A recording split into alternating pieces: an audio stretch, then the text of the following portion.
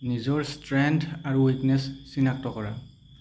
আমি বহু সময়ত আন মানুহৰ শক্তি দেখা পাওঁ, কিন্তু নিজৰ শক্তি চিনাক্তহে আমি কৰিবলৈ পাহৰি যাওঁ। আকৌ নিজৰ দুৰ্বলতাবোৰৰ পৰা পলাই থাকোঁ, কিন্তু নিজকে সঁচাকৈ বুজিবলৈ হ'লে দুয়োটাকে সৎভাৱে চাব লাগিব।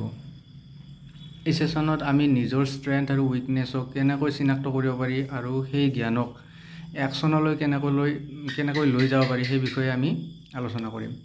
এটা কথা ভাবি চাওকচোন, আপোনাৰ জীৱন সলনি কৰিব পৰা আটাইতকৈ ডাঙৰ শক্তিটো আপোনাৰ ভিতৰতে আছে, কিন্তু আপুনি এতিয়াও সেইটো চিনাক্ত কৰিবই পৰা নাই। আৰু হয়তো আপোনাৰ জীৱনত বাৰে বাৰে একে সমস্যা হৈ আছে, কিন্তু আপুনি সেই সমস্যাৰ মূল কাৰণটো এতিয়াও চিনাক্ত কৰা নাই। আৰু আমি আন মানুহৰ বিষয়ে খুব সহজে কওঁ, এই মানুহজন ভাল স্পীকাৰ, এইজনে ভাল লিডাৰ, এইজন বহুত ইণ্টেলিজেণ্ট, কিন্তু নিজৰ বিষয়ে আহিলে আমি কেতিয়াবা কওঁ মোৰ একো বিশেষ গুণ নাই।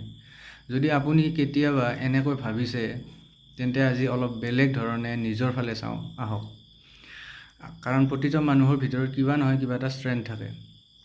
আপোনাৰ ষ্ট্ৰেংথ হয়তো মানুহৰ কথা মন দি শুনিব পাৰে, হয়তো আপুনি কঠিন কথা সহজ ভাষাত বুজাব পাৰে, হয়তো আপুনি নতুন কথা সোনকালে শিকিব পাৰে, হয়তো আপুনি কঠিন সময়তো সহজে হাৰ নামানে, হয়তো আপুনি মানুহৰ অনুভূতি ভালকৈ বুজিব পাৰে, হয়তো আপুনি ভালকৈ লিখিব পাৰে, কথা ক'ব পাৰে, সমস্যা সমাধান কৰিব পাৰে, বা মানুহক একলগ কৰি কাম কৰিব পাৰে। কিন্তু নিজৰ ষ্ট্ৰেংথ চিনাক্ত কৰিবলৈ আমি নিজকে কেইটামান সঠিক প্ৰশ্ন সুধিব লাগিব। নিজকে সোধক, মানুহে মোক সাধাৰণতে কিহৰ বাবে প্ৰশংসা কৰে, মানুহে কিহৰ কাৰণে মোৰ সহায় বিচাৰে, আৰু কোনটো কাম মই আন কিছুমান মানুহতকৈ ভালকৈ কৰিব পাৰোঁ, কোনটো কাম কৰিলে মই স্বাভাৱিক অনুভৱ কৰোঁ। আৰু এই প্ৰশ্নবোৰৰ উত্তৰ বিচাৰক। আৰু এতিয়া এটা কাম কৰক, এখন কাগজ লওক আৰু লিখক মোৰ 5টা ষ্ট্ৰেংথ। অলপ সময় লৈ লিখক। প্ৰথমতে 5টা মনলৈ নাহিলেও চিন্তা নকৰিব, নিজৰ অতীতলৈ চাওক। সৰুৰে পৰা মানুহে আপোনাক কিহৰ বাবে ভাল বুলি কৈছিল, কোনটো কামত মানুহে আপোনাৰ ওপৰত বিশ্বাস কৰিছিল, আৰু এইবোৰ মনত পেলাওক। আৰু তাৰ পিছত নিজকে এটা অতি গুৰুত্বপূৰ্ণ প্ৰশ্ন সোধক, মোৰ কোনটো ষ্ট্ৰেংথ মই এতিয়াও সম্পূৰ্ণৰূপে ব্যৱহাৰ কৰা নাই। হয়তো আপুনি ভালকৈ কথা ক'ব পাৰে, কিন্তু মানুহৰ আগত কথা কোৱা আৰম্ভ কৰাই নাই।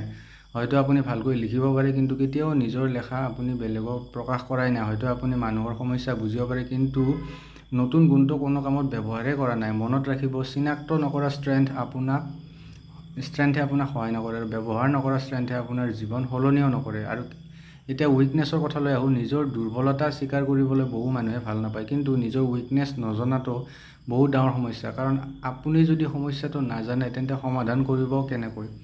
হয়তো আপুনি কাম পিছুৱাই দিয়ে, হয়তো আপুনি সহজে ডিষ্ট্ৰেকশ্যনত পৰে, আৰু হয়তো আপুনি সিদ্ধান্ত ল'বলৈ ভয় কৰে, হয়তো আপুনি আন মানুহে কি ক'ব সেইটোলৈ অত্যাধিক চিন্তা, হয়তো আপুনি কাম কৰা আৰম্ভ কৰে কিন্তু শেষ নকৰে। এতিয়া নিজৰ ক্ষেত্ৰত যিটো সঁচা সেইটো স্বীকাৰ কৰক, কিন্তু নিজকে লেবেল নিদিব। মই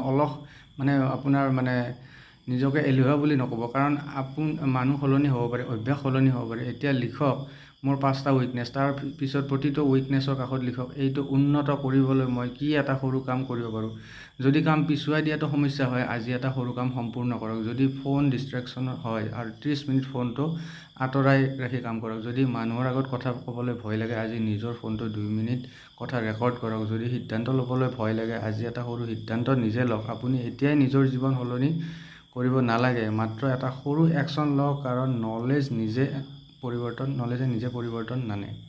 আৰু এটা কথা, নিজকে আন মানুহৰ সৈতে তুলনা নকৰিব। এজন মানুহৰ ষ্ট্ৰেংথ স্পীকিং হ'ব পাৰে, আনজন লিচেনিঙৰ হ'ব পাৰে, আৰু এজন লিডাৰশ্বিপ হ'ব পাৰে, আনজনৰ পেচেঞ্চ হ'ব পাৰে, এজনৰ ক্ৰিয়েটিভিটি হ'ব পাৰে, আনজনৰ ডিচিপ্লিন হ'ব পাৰে। সকলো মানুহৰ শক্তি একে নহয়।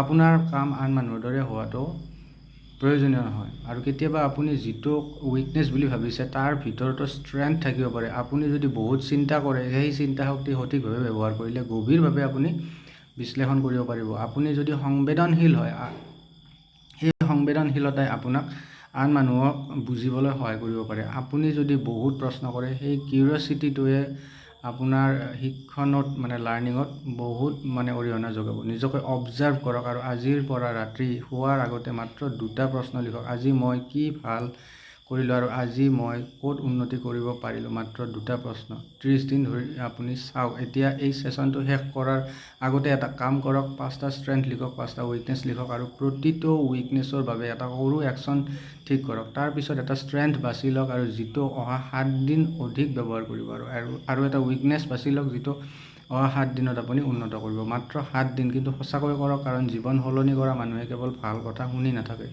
তেওঁলোকে শুনা কথা কামত লগাব পাৰে আৰু সেয়ে আজিৰ পৰা আৰম্ভ কৰক, কাইলৈ নহয়, আজিৰ পৰাই। আৰু শেষত নিজকে এটা প্ৰশ্ন সোধক, মোৰ ভিতৰত এনে কোনটো শক্তি এতিয়াও আছে যিটো মই এতিয়াও সম্পূৰ্ণৰূপে ব্যৱহাৰ কৰাই নাই, আৰু সেই উত্তৰটো লিখক, তাৰ ওপৰত কাম কৰক।